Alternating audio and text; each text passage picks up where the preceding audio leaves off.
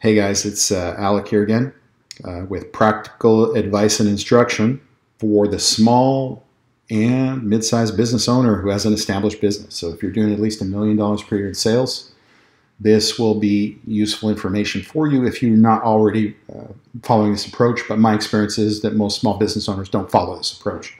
And it's a mistake because you're cutting yourself short on your profitability.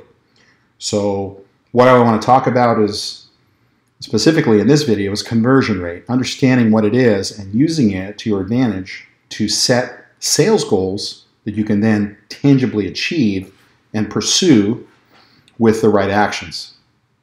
So let me drill this down and make it as simple as possible. I'm going to be talking about a service-based business, one that offers services, maybe some parts and that sort of thing, but for the most part, services. So these types of businesses usually have to provide pricing. They're invited to provide a bid. A request for quotation needs to be responded to. And when they do that, they're going to get a certain percentage of the jobs if they're an established business. So what percentage of those jobs are you getting? That's your conversion rate. And why is that important? Because you've taken a certain number of actions to create those jobs, to get those jobs into your company to get work. So let's say out of every 10 jobs, you get one. 1 divided by 10, 10%. So your conversion rate is 10%. So you're getting 1 out of every 10 jobs. And let's say your sales are $1 million. And the total number of jobs that you did to get that $1 million in sales was, let's just use a round number, 1,000 jobs made $1 million in sales.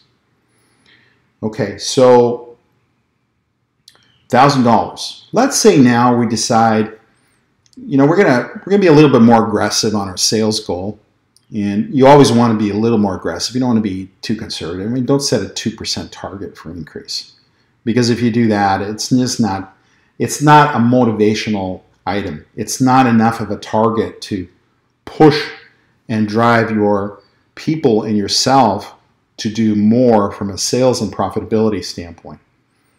So let's say we want to be aggressive. We want to raise our sales to 1.2 million next year. So we're at the end of 2022, for example, and we want to set a target of 1.2 million instead of $1 million for next year.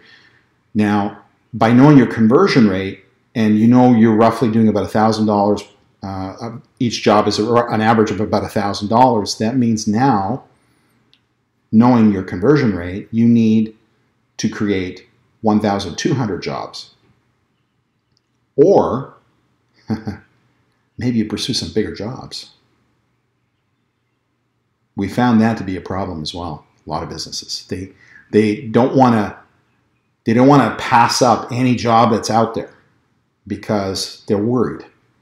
Now, I'm not saying that you shouldn't, that you should pass up some jobs.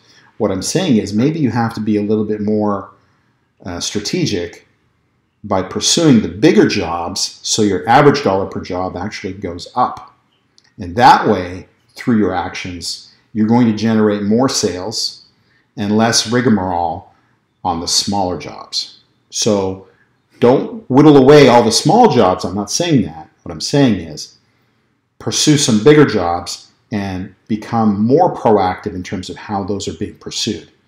And that could be done in a number of different ways, which I'm not going to cover in this video. But action creates activity, which ultimately creates results. So set your sales goal, use your conversion rate, and then you'll have a specific idea of what you need to do in terms of actions to achieve that.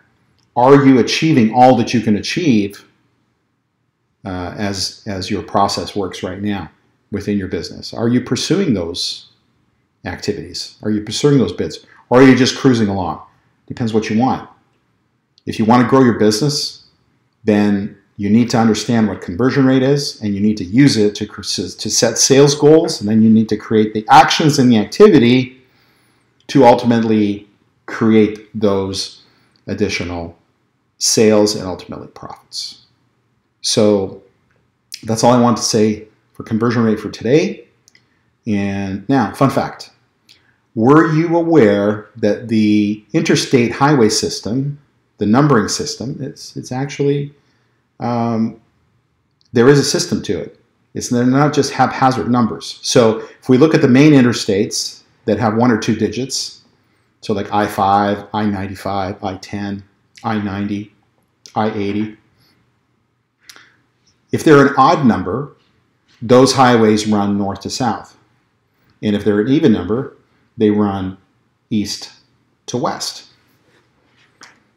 The other thing is the numbers increase from south to north and from west to east. Fun fact.